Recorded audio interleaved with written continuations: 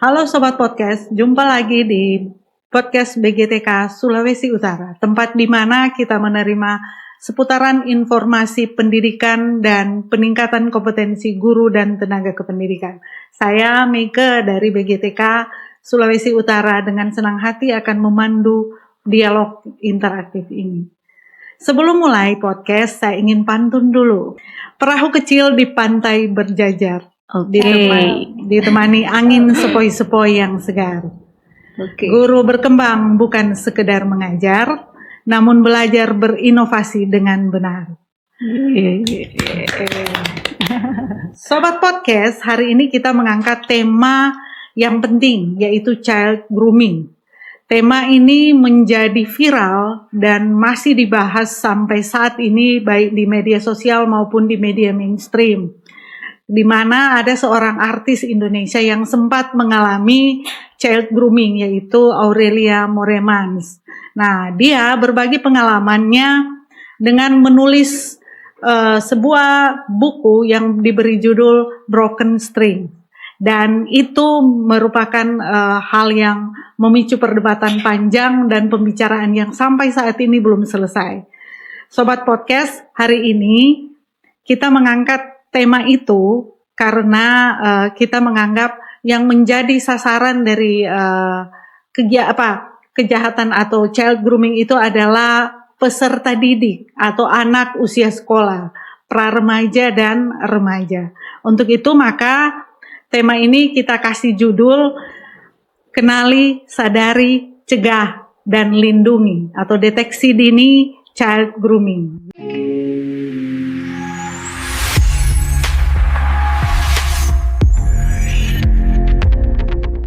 Nah, untuk membahas tema ini lebih dalam, kami sudah mengundang dua narasumber yang sangat berkompeten di bidang ini. Nah, kita perkenalkan atau kita sambut narasumber pertama kita, yaitu psikolog cantik dan psikolog terkenal di Sulawesi Utara, yaitu Ibu Hana Nina Irene Monare, Master Psikologi Psikolog. Dan beliau adalah psikolog klinis di RSUP Profesor Dr. Kando Manado, Ketua Ikatan Psikolog Klinis Indonesia Wilayah Sulawesi Utara, founder Hana Psikolog Praktis, dan founder Komunitas Cegah Bunuh Diri, serta sahabat saksi korban LPSK. Beliau merupakan orang yang berpengalaman menangani kasus-kasus kekerasan seksual pada anak dan perempuan. Selamat datang Ibu, apa kabar? Baik, luar biasa. Oke, terima kasih. Selanjutnya saya perkenalkan Ibu untuk narasumber kedua kita, yaitu Ibu Nurhana Mugiasi SPD SSI MPD yang saat ini menjabat sebagai pengembang teknologi pembelajaran atau PTP di BGTK Sulawesi Utara. Beliau juga adalah narasumber handal dalam pelatihan-pelatihan yang diselenggarakan oleh BGTK, khususnya dalam peningkatan kompetensi guru, tenaga kependidikan, dan pendidik lainnya. Nah, saat ini beliau di sini berperan mewakili orang tua. Oke, mewakili atau mengawali pembahasan kita kali ini, kita awali dengan sisi psikologis. Nah, di mana kita akan mulai dengan pertanyaan dasar untuk Bu psikolog kita yang cantik, apa itu sebenarnya child grooming dan mengapa kasus ini sering luput dari perhatian orang dewasa? Silakan.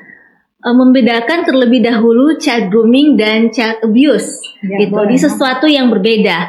Child grooming ya dengan perilaku sebenarnya yang tujuannya akan berhubungan dengan abuse-nya, gitu ya. Tetapi pendekatannya, kalau child abuse pastinya akan berhubungan langsung dengan kekerasan. Kekerasan secara fisik, secara emosional. Namun di sini yang lagi hit ya, yang mungkin jadi perhatian se-Indonesia dengan adanya istilah child grooming. Situasi seperti ini sebenarnya seperti sebuah bom waktu yang sudah banyak terjadi, namun karena ada yang viral berhubungan dengan artis, makanya orang mulai aware, orang mulai peduli. suatu perilaku atau tindakan yang dilakukan oleh seseorang yang kita sebutlah mereka dengan pelaku, namun dengan cara pendekatan yang halus, bukan langsung dengan kekerasan, untuk memberikan kenyamanan gitu, merasa dipercaya, membangun bonding atau kedekatan emosional, di akhirnya punya tujuan yang sesuatu, yaitu bisa berakibat melakukan pelecehan seksual pada anak dan remaja. Oke, menarik sekali ya. Karena yang kita tahu child grooming itu ya sepemahaman kita saja. Ternyata dia memang punya aspek yang lebih luas. Oke, kita ke Bu Nurhana mewakili orang tua. Bagaimana tanggapan Ibu terkait dengan apa yang dijelaskan oleh Ibu psikolog kita terkait dengan apa itu child grooming? Oke, ya menarik sekali ya Bu Meike. Dari penjelasan Ibu Hana tadi, saya menggarisbawahi perbedaan antara child grooming dan child abuse. Ya, selama ini mungkin pengetahuan saya lebih banyak tahunya tentang child abuse.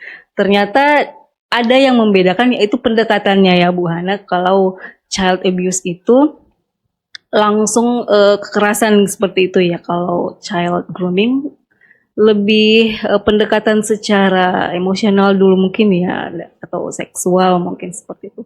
Menarik sekali, apalagi kita sebagai orang tua ya, mau laki-laki mau perempuan, namanya anak itu perlu mendapat perhatian yang menurut saya zaman sekarang harus lebih ketat lagi kita sebagai orang tua dalam mengawasi pergaulan anak-anak kita. Seperti itu sih menurut saya Bu Meike. Oke, semakin seru ini. Nah, seperti yang tadi disampaikan, karena dia mulai dengan pendekatan yang agak berbeda, makanya dia disebut manipulatif ya. Nah, kita ingin tahu Bu, apa sih atau bagaimana pola atau mungkin lebih sering kita kan modusnya, pola dari orang dewasa dalam melakukan pola itu. Ya, kita bicara tentang siapa yang akan melakukan dulu terlebih dahulu ya. Yang pastinya adalah orang-orang terdekat dia. Orang terdekat berarti orang-orang yang sekitar dengan dia. Dan bisa memberikan kenyamanan, memberikan rasa percaya. Contoh mungkin yang sederhana ketika mungkin seseorang atau anak itu menjadi target itu. Dia tidak mungkin langsung tarik, kemudian dengan case seperti child abuse, melakukannya gitu, perilaku yang berhubungan dengan pelecehan seksual, tidak, tapi dengan bertahap. Bangun dulu rasa percaya. Ya, rasa percaya berarti kayak mungkin dia sudah seperti orang tidak bisa curhat ke mama dan papa, tetapi lebih nyaman curhat dengan orang itu. Ataupun dia akan menyampaikan, daripada kamu curhat dengan orang lain, oke, boleh curhat dengan saya. Atau jangan dulu, bukan bahasa curhat, apa yang kamu butuhkan. Nah, misalnya iya nih, nggak punya uang. Oke, nanti kakak atau om atau siapapun bisa membantu. Nanti kalau ada apa-apa, kasih tahu, gitu kan? Jadi kan dia merasa lebih, oh iya ya, saya ada seseorang yang bisa bantu saya, gitu. Terlepas dari orang tua mungkin nggak bisa bantu saya. Dia mulai bangun rasa percaya dan dia mulai membutuhkan. Dibuat ada seperti kondisi ketergantungan dengan orang tersebut. Ya, tanpa orang ini mungkin dia nggak bisa apa-apa. Gitu. Nah, proses itu akan membangun namanya bonding. Bonding ini kedekatan emosional. Istilahnya dia merasa bahwa hanya orang itu dalam tanda kutip yang bisa membantu saya, yang bisa membuat nyaman, dan pastinya akan melindungi saya. Manipulatif, gitu ya. Oke, kalau mungkin saya bilang licik ya, gitu ya. Tujuannya itu pasti akan ke arah negatif, tapi cara pendekatannya orang nggak bisa tebak. Dan mungkin maaf ya, ketika mungkin sudah terjadi, akan ada suatu kondisi akan mengatakan, nggak mungkin dia orangnya, gitu ya. Dia kan orangnya baik sekali, gitu. Dia bantu, dia sayang dengan anak-anak. Grooming itu kan suatu kondisi di mana pendekatan untuk berteman dengan anak. Membuat anak itu merasa bahwa dia punya orang yang bisa perhatian ke dia. Seperti itu. Wow, luar biasa ya. Makanya memang disebut manipulatif ya. Jadi anak dibangun kepercayaannya, Iya, betul. baru kemudian pelan-pelan mulai dilakukan hal-hal yang tidak berkenan. Nah, makanya perlu memang perhatian orang tua ya. Nah, sebagai orang tua, apakah misalnya karena memang seperti Ibu tadi katakan, itu bisa saja orang terdekat, atau bisa saja orang yang dia kenal, atau bahkan mungkin orang tua kenal. Nah, bagaimana kira-kira pandangan Ibu terhadap pola itu yang dilakukan oleh orang dewasa terhadap anak-anak? Iya. Ya, saya menggarisbawahi tadi dari penjelasan Bu Hana bahwa si pelaku ini membuat si korban ini merasa dia bisa menyediakan apa yang dibutuhkan oleh si anak ya. Itu bukan hanya dari segi materi ya Bu Hana, tapi juga dari segi mungkin perhatian, kasih sayang. Nah, saya melihat dari sisi orang tua bahwa pentingnya pengalaman pribadi saya ya, kita sebagai orang tua menjadi mungkin orang pertama yang anak pulang gitu ya. Jangan dia mencari perhatian atau apa yang dia butuhkan itu di luar gitu. Jadi sebisa mungkin kalau menurut saya saat anak butuh mungkin didengarkan ceritanya, walaupun hanya cerita yang menurut kita sebagai orang dewasa mungkin tidak terlalu penting, tapi bagi anak tentu dia sangat senang kalau kita mendengarkan ceritanya. Jadi sebagai ibu saya berusaha ya agar anak itu merasa ibulah orang yang pertama saya cari gitu saat saya butuh. Seperti itu. Oke, terima kasih. Sebelum kita lanjut dengan pembicaraan yang semakin menarik, kita dengarkan dulu pesan-pesan berikut.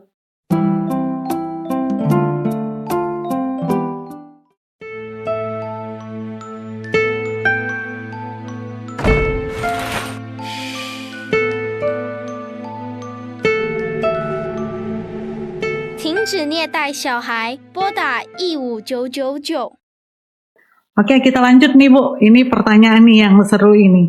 Nah, untuk mengetahui anak itu sudah menjadi korban grooming, itu apa saja tanda-tandanya? Ya, Silakan. ini pertanyaan yang menarik ya, yang mungkin orang tua di luar sana penasaran ya. Karena sebenarnya saya setuju dengan Ibu Nurhana. Ibaratnya sebaiknya orang tua itu menjadi rumah buat anak. Bukan hanya memenuhi secara fasilitas, tetapi bonding. Ketika anak mendapatkan bonding di rumah, dia tidak akan mencari bonding di luar sana. Namun ketika rumah tidak menjadi sebuah rumah yang untuk pulang, akhirnya memudahkan para pelaku-pelaku ini untuk ibaratnya anak-anak ini jadi korban gitu. Nah, apa yang baiknya dilakukan oleh orang tua? Kita bicara tentang usia anak, karena usia anak ini kan cukup panjang ya, ada usia anak dan kemudian remaja. Kalau di usia anak, pertama kita belajar peka.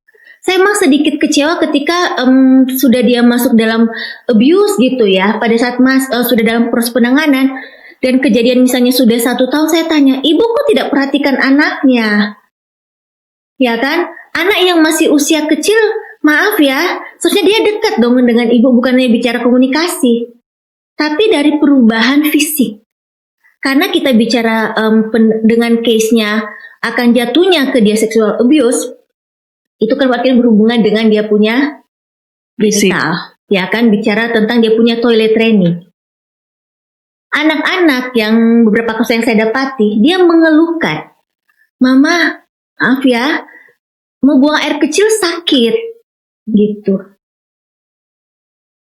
Itu secara fisik, iya, itu fisik ya. Terus kemudian dia akan misalnya bertemu dengan orang tersebut gitu, dia menghindar. Tapi orang tua, ngapain kamu mau menghindar? Itu kan om kamu gitu, opa kamu, atau mungkin itu papa sayang gitu. Karena kan kembali lagi, pelaku bisa siapa saja. Orang terdekat Ya. malah ya.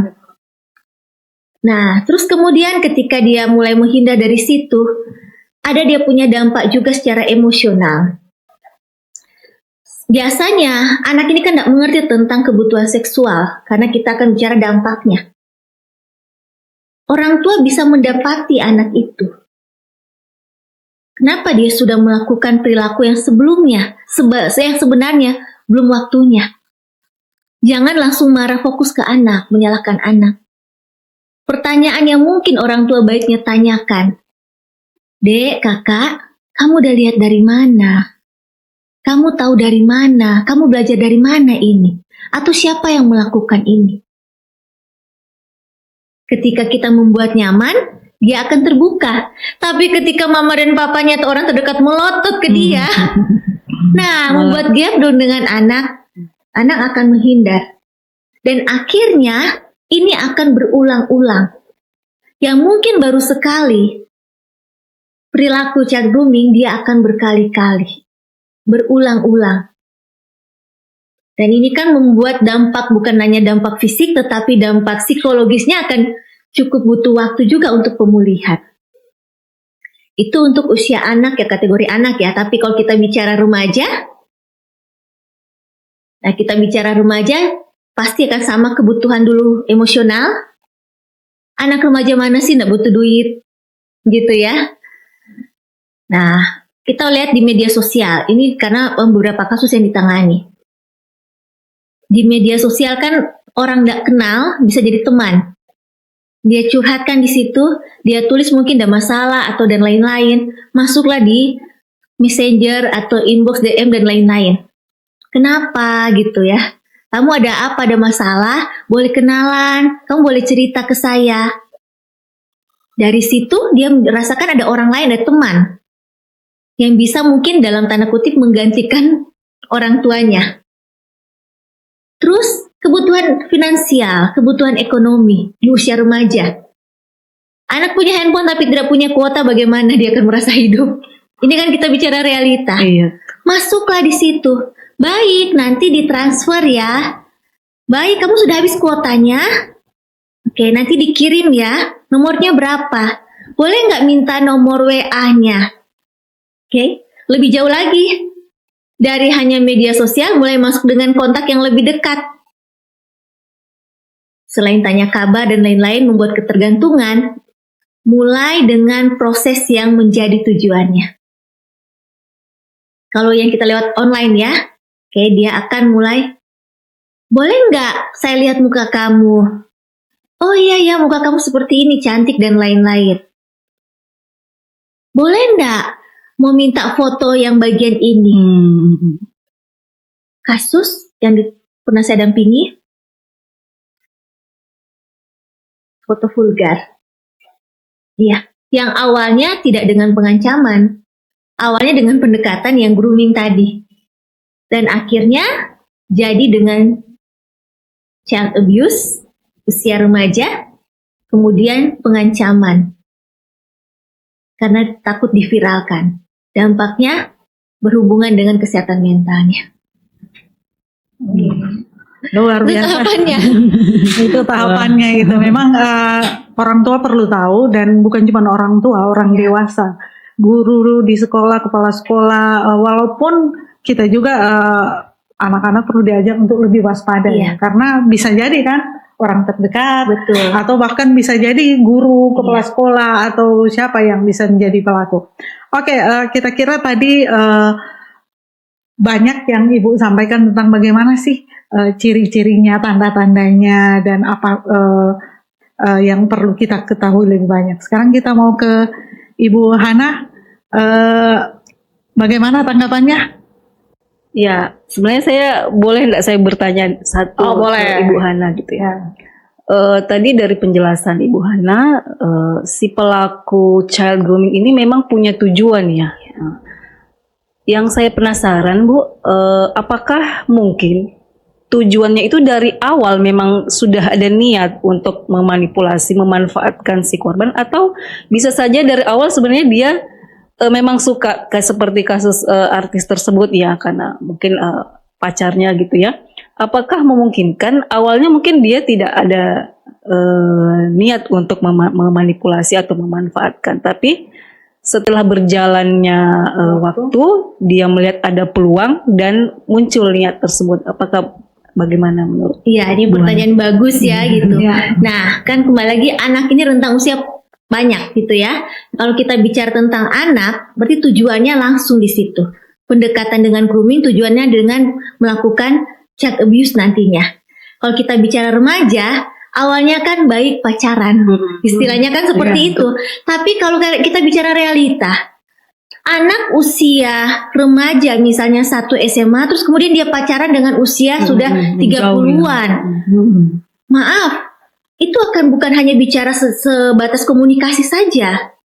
Itu akan ada bicara proses kebutuhan seksual dari seseorang yang laki-laki tersebut. Karena jarak usia kan, yang dia sudah tahu sebenarnya dia belum boleh dong gitu ya, untuk dengan anak ini gitu. Tapi kembali lagi, perilaku yang ditunjukkan tidak mungkin langsung dengan memberikan ketidaknyamanan. Jadi dia awali dengan pendekatan, Iya, terus benar. bombing hadiah atau seperti tadi pulsa, atau bahkan ada yang ngasih handphone Promax, dijanjikan Promax 17 gitu kan, bisa jadi. Jadi memang pola perilaku manipulatif itu yang paling sering terjadi terutama pada saat remaja.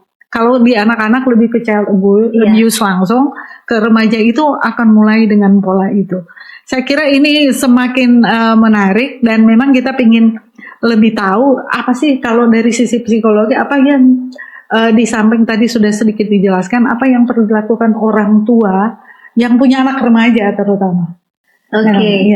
Nah, ini sebenarnya akan bicara mesti menyambung dengan tanda-tandanya apa gitu ya. Nah, tanda-tandanya mungkin yang saya tambahkan adalah di mana anak mulai menarik diri. Dia mulai membatasi komunikasi menjadi anak yang pendiam. Nah, kalau kayak mamanya atau papanya atau orang tua dekat dengan anak, berarti dia dong bisa dekati di anak ini, gitu. Terus kan anak ini akan bicara bukan hanya di rumah saja, tetapi di sekolah. Nah, ini peran guru sangat penting. Ketika lihat ini anak dia sebulan sebelumnya anak yang aktif gitu, anak yang smart gitu, yang mungkin ikut lomba gitu. Tapi kenapa ya 1 minggu, 2 minggu ini kenapa ekspresi wajahnya, kenapa prestasinya mulai menurun? Yuk kita belajar juga untuk mendekati. Ya kan, bertanya, are you okay? Gimana, ada sesuatu? Kalau kita peka gitu. Kembali lagi ketika orang tua dan guru peka. Jadi yang dilakukan adalah membangun komunikasi yang efektif dengan anak. Even dia sebagai orang tua dan anak, begitu pula guru pada siswanya. Oh iya. Jadi membangun komunikasi itu penting. Betul sekali. Cuma kan pada usia-usia remaja itu pola perilaku defensif, menutup diri dan kadang bahkan ada bahasa-bahasa ini kok anak muda berurusan. Betul. Itu harusnya betul memang orang tua perlu membangun komunikasi, tapi pendekatannya itu yang mungkin perlu, karena kan ada orang tua yang sudah kehilangan akal mau mendekati anaknya. Mungkin Ibu bisa tambahkan penjelasan lebih banyak.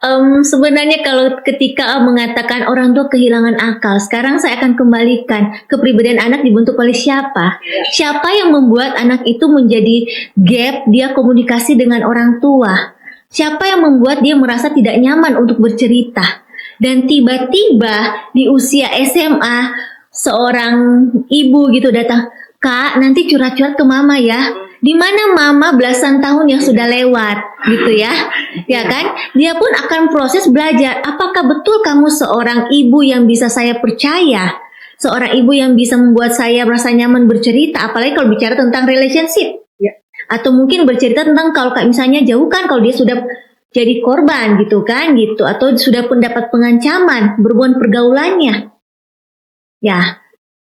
Proses di mana orang tua harus belajar sedikit menurunkan ego. Ego sebagai orang tua. Ketika kita meminta anak untuk dekat dengan kita. Karena kalau kita sudah lihat, sebenarnya bisa terlihat kalau kita peka. Oke, tadi kan kita bicara fisik, bicara dia punya emosional yang muncul. Bisa jadi mudah marah, sensitif. Karena dia merasa tidak nyaman, dia press kan di situ. Atau bisa lihat dari postingan. Nah, orang tua bisa masuk di situ. Kak, ini mama udah lihat, maksudnya apa sayang gitu ya. Tapi banyaknya anak-anak kadang close friend, ya kan? Mereka tertutup kan, jangan sampai mamanya lihat, tapi mereka curhat. Hanya orang-orang terdekat dia. Tantangan betul, tantangan sekali buat para orang tua. Makanya sebenarnya lebih baik mencegah daripada mengobati gitu. Dan kita mulai dari rumah yang menjadi tempat nyaman. Karena kalau dia sudah usia remaja, kita tidak bisa langsung memaksakan. Tetapi kita membangun kembali rasa percaya bahwa mama, papa, orang tua akan sama-sama dengan kamu apapun itu kondisinya. Ibaratnya ketika kamu mendapat masalah, kami tetap menjadi tempat untuk bisa membantu kamu. Dan dititip saja, disampaikan, tanpa harus memaksa anak. Kalau dipaksakan akhirnya anak merasa tidak nyaman kan? Ya. Dan itu berulang-ulang. Supaya setidaknya di brainstorming di otaknya, oke, ada mama yang bisa saya cerita.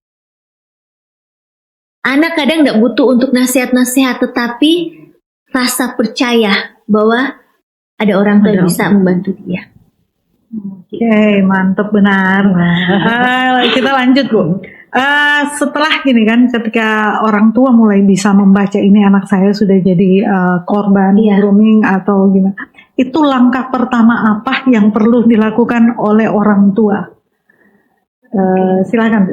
Ya, langkah pertama yang dilakukan adalah fokus dulu pada anak. Fokus pada anak, lihat keberadaannya dia, tanyakan apa yang dia rasakan, oke? Dan kemudian pelan-pelan, jangan dipaksakan anak untuk tanya, "Kenapa begitu? Coba cerita." Gitu kan, bisa menimbulkan trauma berulang kan di situ. Jadi membuat dulu dia nyaman. Oke, bahwa sekarang tidak apa-apa, sekarang kamu ada di tempat yang aman. Boleh kamu cerita? Nah, jadi fokus dulu ke anak. Baru kalau dia sudah ceritakan, kayak bertahap di situ. Nah, kita jangan langsung mana pelakunya. Tapi kita membuat dia, kakak, adik atau sayang, kamu di sini adalah korban. Tidak apa-apa ya, di sini ada mama gitu yang akan melindungi kamu. Ada perasaan malu. Makanya di sini buat orang tua jangan sampai orang tua sendiri yang malu pastinya kan. Ketika energi orang tua menunjukkan bahwa mama malu kenapa jadi begini. Mau melapor dia akan sulit. Sedangkan anak itu perlu didampingi sama orang tua. Jadi membuat dia rasa percaya, dan mengatakan ke dia bahwa tidak apa-apa, ini akan diproses, bahwa kamu akan dilindungi. Yang salah bukan kamu sayang, tapi orang itu. Mama dampingi kamu untuk melapor. Nanti gimana ditanya-tanya? Nggak apa-apa, ada mama yang dampingi kamu.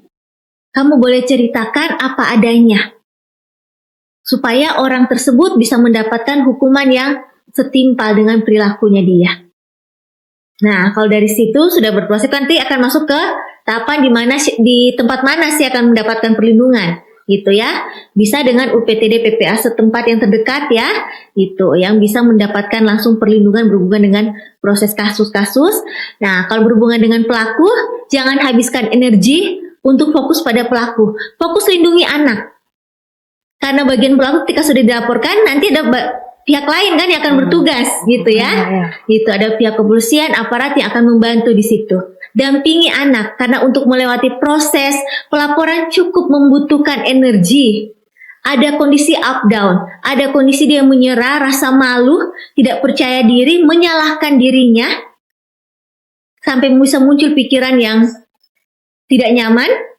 Makanya orang tua sangat penting untuk membantu mendampingi anak dalam proses pelaporan tersebut.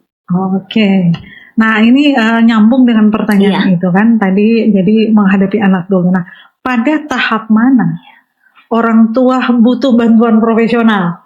Pada tahap kan kalau awal tadi menghadapi anak dulu. Nah, ketika anak sudah benar-benar jadi korban, pada tahap mana tuh orang tua butuh bantuan profesional? Apakah dari psikolog atau mungkin secara hukum bantuan? Ya, Oke. Ketika dia menjadi korban berarti sudah masuk kasusnya pidana ya. Kalau Iya kan, berarti sudah jadi korban karena undang-undang perlindungan anak itu sudah ada itu. Nah, berarti dia akan proses hukum dan juga pendampingan psikologis. Di tahapan mana pastinya ketika sudah menjadi korban, dia berhak untuk mendapatkan pendampingan psikologis. Itu tidak melihat, ih baru tadi pagi, ya kan? Karena apa? Reaksi anak kan beda-beda. Ada mungkin bukan sampai dengan yang perilaku yang berulang, tapi baru sekali. Terus orang tua mengatakan atau mungkin pelaku mengatakan, baru sekali kok saya ganggu dia melakukan itu. Tidak, itu sudah ada dampak. Dan itu dampaknya bukan saat ini, tapi dampak jangka panjang. Mungkin izin saya share tentang dampaknya ya. Nah, dampak untuk anak-anak atau mereka yang menjadi korban dengan perilaku grooming ini ya, ataupun child abuse, mereka bisa jadi korban berikutnya. Mereka bisa menjadi pelaku berikutnya. Mereka bisa mengalami kehilangan identitas diri mereka. Mereka mengalami masalah kesehatan gangguan mental. Apakah pada saat usia SD ataupun SMP, SMA remaja? Tidak, di usia dewasa. Karena suatu memori bad experience yang sudah ada tidak bisa langsung hilang seketika. Itu luar biasa penjelasannya. Seperti itu. Iya, karena memang kan kasus itu rame, disusul lagi dengan ada kasus yang di Unima itu. Karena mungkin ya dia tidak punya teman bercerita, jadinya ya itu yang dia lakukan ya itu mungkin perlu, kalau saya ya, perlu dibangun kebiasaan anak untuk ayo kita terbuka bercerita. Ataukah ada pola atau hal-hal yang bisa Ibu sampaikan bagaimana sih supaya anak lebih mudah untuk bercerita, karena ada anak yang biasa langsung menutup diri. Menghadapi anak yang menutup diri itu yang perlu dikasih tips. Iya, kalau kayak betul Ibu bilang, kalau kita bicara orang dewasa berarti dari relasi kuasa. Ya. Gitu ya. Dengan dia pendekatan grooming atau pendekatan langsung sexual abuse. Relasi kuasa itu ada gitu yang dia buat, oke, kalau ada apa-apa nanti saya gitu kan gitu. Jadi punya powernya di situ, akhirnya membuat anak merasa tidak nyaman tapi akhirnya mendapat pengancaman. Nah, bagaimana caranya kita bisa membangun komunikasi dengan anak gitu. Kita belajar kenal dulu diri sebagai orang tua. Oh, iya. Apakah saya menjadi orang tua yang bisa membuat anak saya nyaman? Yang membuat anak merasa percaya untuk berkomunikasi.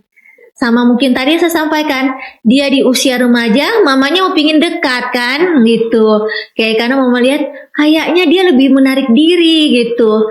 Nah, cek lagi di usia belasan tahun itu mama di mana. Makanya kita menurunkan ego sebagai orang tua, membuat dia nyaman. Mulai jangan paksa dia untuk bercerita, tapi orang tua yang terlebih dahulu bercerita. Kalau mungkin pertanyaan yang akan saya tanyakan gitu ya, apakah masih ada zona untuk bebas dari handphone, zona di mana orang tuh membangun komunikasi? Karena dari komunikasi tempat makan, kita kan bisa lihat ekspresi anggota keluarga kita.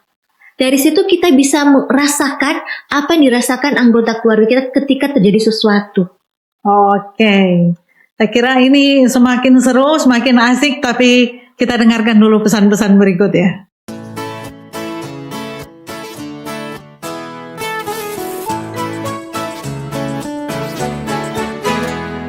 Semua insan ciptaan Tuhan berbeda rupa dan kemampuan. Mari saling menghormati, jangan saling menyakiti. Tak ada guna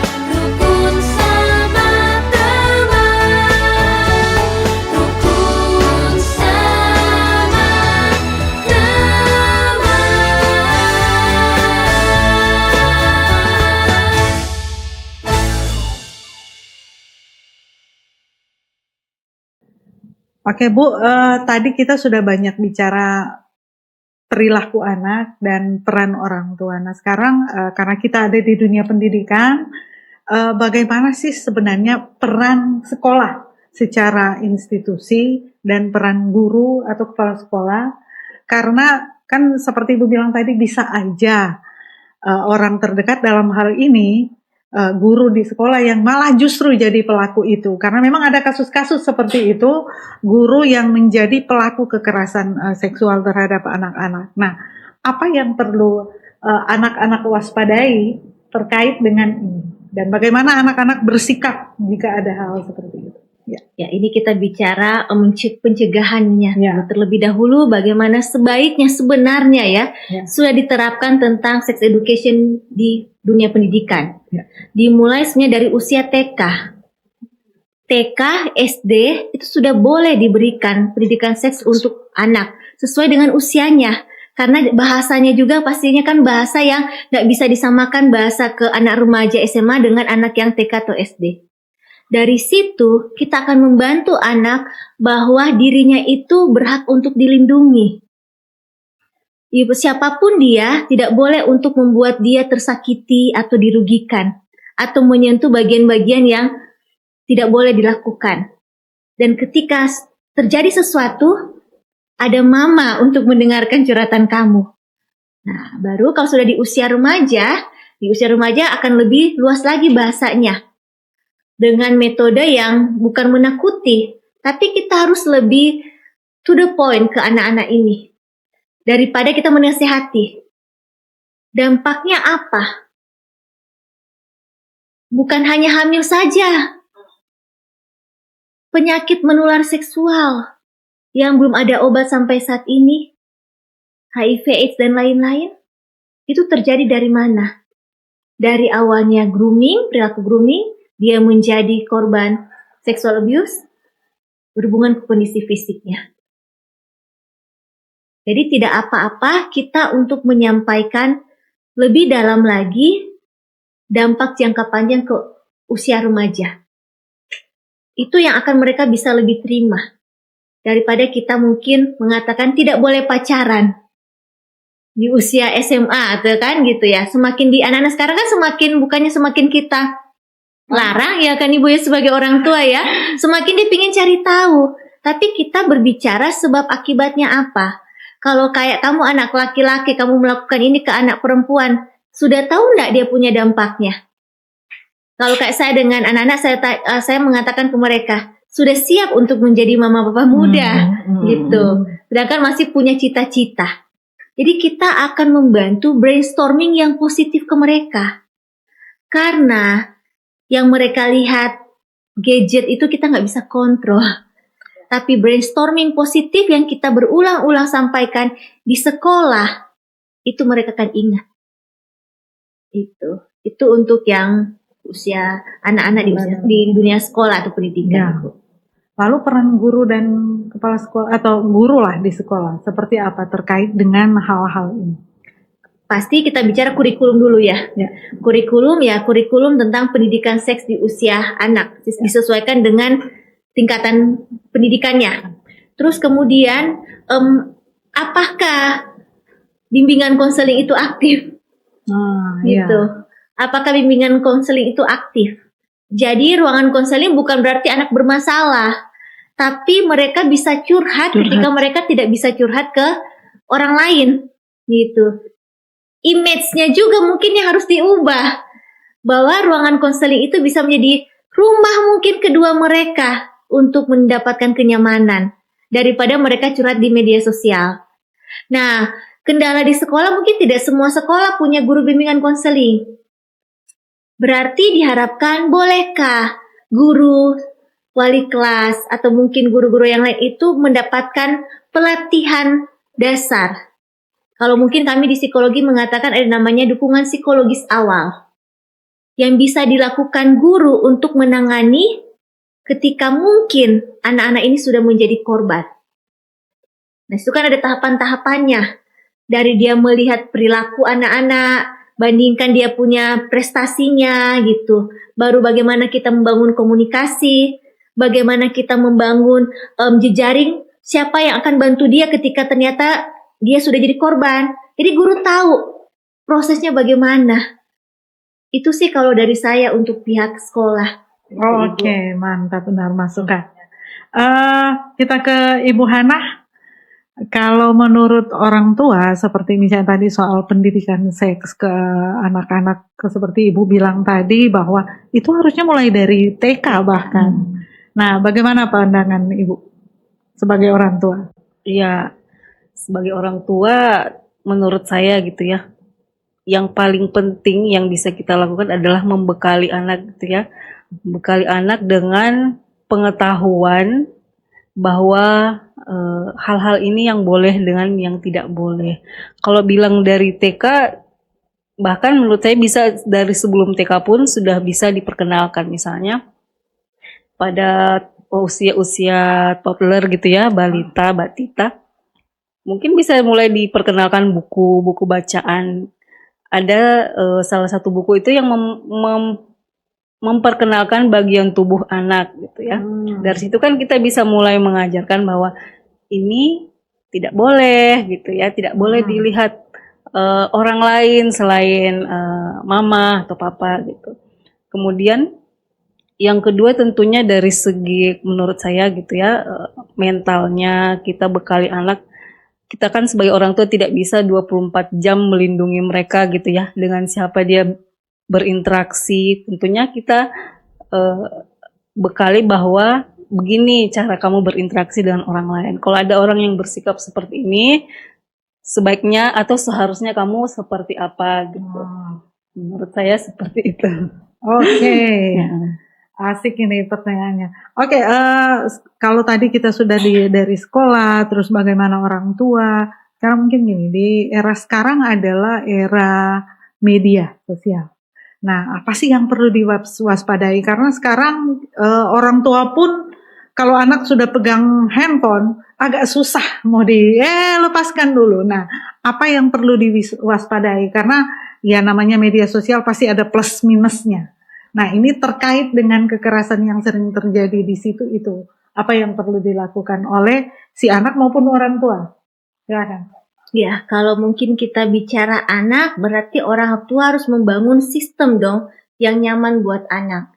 Dalam arti, sekarang kan ketika anak diberi kesempatan untuk memegang gadget ini, nah berarti orang tua merasa anak percaya dong, dia percaya ke anaknya. Tapi tidak bisa sepenuhnya percaya. Kadang ada kan namanya istilahnya linknya ya. Ada email atau apa gitu yang bisa akses bahwa saya tahu anak saya apa yang dia searching, gitu ya. Mungkin saya akan menyampaikan ketika orang tua memberikan handphone ke anak, diharapkan orang tua adalah orang tua yang kreatif.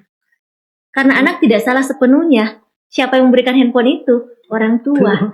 Jadi orang tua pun harus tahu metode untuk melindungi anak. Kita mulai dari sistem. Gitu, supaya bisa mengakses apa yang dia lakukan kalau bicara anak. Terus kemudian kita memberikan batasan waktu. Ibu Hana, anak saya mengamuk, menangis, tantrum ketika handphonenya diambil. Iya, sudah dibiasakan gitu. Jadi, buat jadwal. Jam seperti ini apa sih aktivitasnya? Mungkin samain dulu. Ya kan, kalau dulu kan kita ada jadwalnya. Ini jam tidur siang gitu, ini jam bermain. Buat jadwal jam seperti ini dia waktunya untuk tidak apa-apa dia punya untuk pegang handphone gitu. Karena sekarang kita bicara dunia digital juga, anak-anak nanti nggak berkembang kalau dia tidak terpapar juga gitu.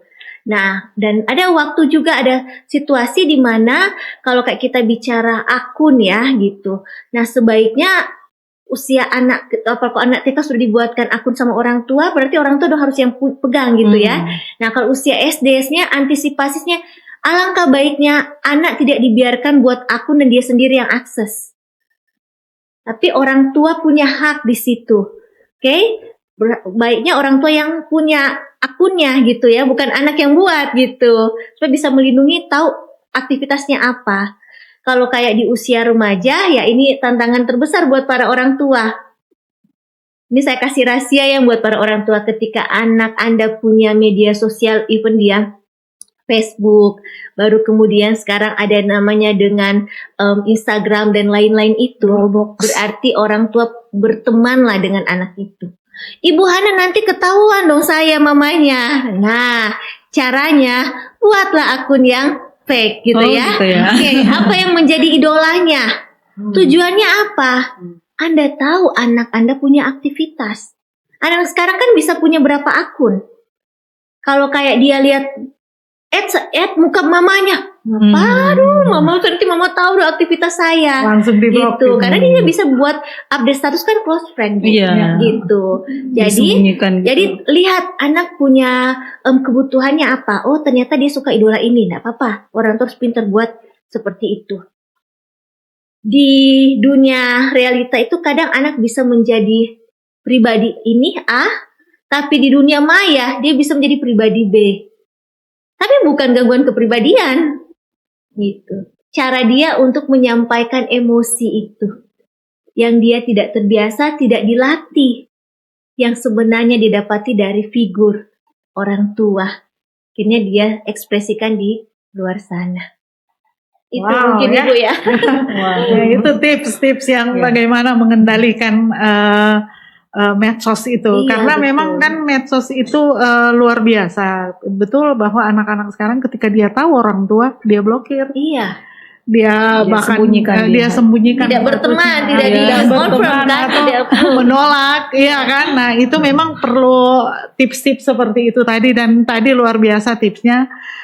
Sekarang mungkin ke orang tua, kalau tadi dari sisi psikolog betul itu ada, tapi apakah orang tua perlu mengontrol atau seperti kata Bu, ini pendapat orang tua, seperti kata Bu psikolog tadi, itu carilah cara untuk kreatif lah untuk bagaimana supaya bisa mengetahui aktivitas anak. Nah, apakah orang tua mengontrol saja atau gimana? Silakan, Bu Hana. Ya, menarik tadi ya dari penjelasan Bu Hana gitu. Memang zaman sekarang gitu ya, semua serba online, digital gitu. Tentu tidak bisa kita menjadi orang tua yang gaptek gitu ya. Harus kreatif dan ya ikut, jadi mungkin kita ikut masuk ke dunianya dia. Salah satunya yang saya lakukan adalah ya mengontrol. Anak saya juga jujur sudah punya handphone, masih SD karena saya sering tinggal gitu ya, saya sering tinggal dinas luar gitu ya, saya rasa dia butuh handphone. Yang saya lakukan adalah mengontrol akun Google-nya dia. Setiap dia akan mengunduh suatu aplikasi itu harus masuk ke saya dulu gitu, harus konfirmasi dari saya. Setelah saya iakan, walaupun kadang repot ya, saya sementara kerja dia telepon, Umi boleh download ini tolong dikonfirmasi. Oke, yang penting itu salah satu usaha saya untuk mengontrol apa yang dia gunakan gitu aplikasi. Dan yang juga saya lakukan, ya saya tahu permainan apa yang dia mainkan, misalnya Roblox, Minecraft, karena semua pasti dia tanya ke saya gimana mendownload, gimana menyeting akunnya seperti itu. Dan kita sebagai orang tua jangan cuma tahu, oh kalau perlu kita juga tahu cara mainnya gitu ya. Biar kita bisa tahu dia eksplorasinya seperti apa, dan kita tahu juga apakah ada konten-konten yang berbahaya, yang negatif di dalam permainan tersebut gitu. Oke, kita lanjut lagi. Tadi Bu Nurhana sudah sempat membahas bagaimana sih peran orang tua dalam mengontrol atau memantau penggunaan game online. Nah, kita mungkin akan mendengarkan apa sih sisi negatif dari game-game tersebut dari sisi psikologinya. Silakan Bu. Wah, ini memang betul sekali. Saya tertarik tadi dengan pernyataan dari Ibu Nurhana bahwa tentang game online. Game online ini sebenarnya salah satu akses untuk masuknya para pelaku dengan tujuannya child grooming dan juga child abuse. Tertarik kan? Itu kan seperti sesuatu yang buat mereka tertarik, kemudian ketergantungan. Jadi candu kan di situ. Dan di situ kan kita nggak bisa kontrol siapa yang bisa berteman. Dan lihatnya kan nggak bisa lihat langsung. Tetapi berapa kasus yang saya tangani, dari mereka merasa nyaman menjadi teman, bisa tukaran nomor, Ya, gitu, betul. dan bisa terhubung sampai di WhatsApp, dan ada kejadian kasus itu sampai bertemu, Ya. maaf, sampai hamil di luar nikah di usia anak SMP di Sulawesi Utara di Kota Manado. Oh ada ya. Ada luar biasa ya. Oke, jadi mengingatkan buat para orang tua, kasih anak handphone, approve anak untuk bisa main game online, tapi orang tua juga bertanggung jawab untuk dampak yang akan diterima anak. Karena game online itu tidak salah, penggunaannya yang salah. Oke, saya kira sudah banyak sekali yang kita dengar bagaimana kita menyikapi terkait dengan child grooming, bagaimana peran orang tua, bagaimana anak-anak bersikap, bagaimana institusi pendidikan dalam hal ini sekolah dan juga guru untuk bersikap. Nah, sebagai penutup Bu, kita ingin mendengarkan apa pesan dari Ibu psikolog yang hebat ini terkait dengan child grooming untuk orang tua dan institusi pendidikan. Silakan Bu. Oke, buat para orang tua, kasus ini ada di sekitar kita. Mereka yang kita sebut dengan pelaku ada di sekitar kita. Mungkin orang terdekat yang Anda jumpai setiap hari. Kita tidak bisa sepenuhnya menyalahkan mereka. Tapi marilah kita belajar untuk lebih melindungi anak atau anggota keluarga kita. Dengan cara yang sederhana terlihat. Membangun sebuah komunikasi, membangun sebuah kedekatan emosional, supaya ada apapun yang terjadi di luar sana, anak merasa bahwa rumah adalah tempat untuk dia bisa pulang, berbagi cerita.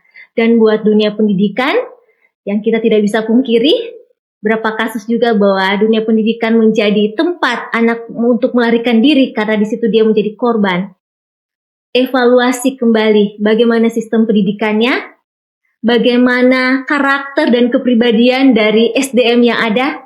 Jangan sampai kita hanya mengejar akademik, tapi kita lupa membangun ketahanan mental, membangun anak-anak ini dengan cita-cita yang luar biasa. Sehingga kita bisa bisa meminimalisir ataupun mengatakan tidak untuk kasus child grooming dan child abuse di dunia pendidikan. Dan mungkin satu, buat siapapun kamu yang menjadi korban, dia usia anak sekolah dasar, ataupun remaja, ataupun orang dewasa, kamu tidak salah.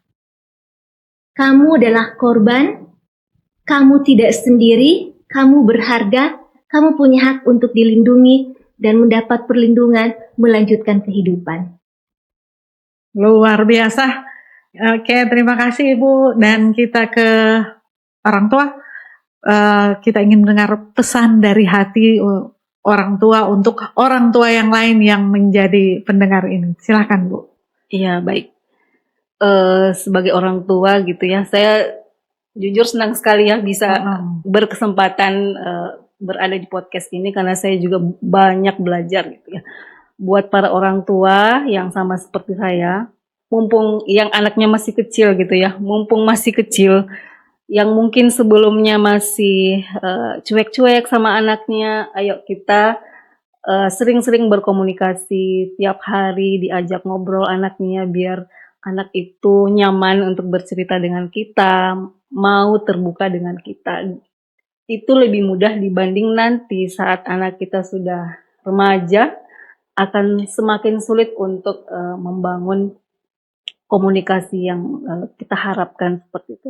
Dan sebagai orang tua yang tentunya anak itu sekolah pertamanya adalah sebenarnya di rumah dengan orang tua, mari bekali anak kita dengan ilmu, dengan ya sebagai umat beragama pastinya ilmu agama juga, karena itu yang menjadi fondasi dia gitu untuk menghadapi dunia yang kita tidak tahu ke depannya mungkin akan lebih keras lagi, lebih kejam lagi. Seperti itu, Bu Mika. Oke, terima kasih Ibu Nurhana, Bapak Ibu atau saudara-saudara yang mendengar podcast atau menonton podcast ini. Child grooming bukan tentang menakut-nakuti, tetapi tentang membuka mata, membuka telinga, dan membuka ruang yang aman bagi anak-anak. Karena melindungi anak-anak bukan soal menjadi orang tua atau pendidik yang sempurna, tetapi menjadi orang tua yang hadir, peka, dan berani bertindak. Dan tetaplah untuk mengenali, menyadari, dan mencegah serta melindungi anak-anak kita dari perilaku-perilaku child grooming ini. Saya Mika, sampai jumpa di episode berikut, tapi sebelum saya mengakhiri saya ingin pantun. membaca buku di sore hari Cakep. sambil ditemani secangkir teh. Cakep. Anak didengar, anak dihargai, itulah kunci cegah grooming sejak dini dan sepenuh hati. Terima Yeah. kasih, saya Mi Kesimbo dari BGTK, sampai jumpa.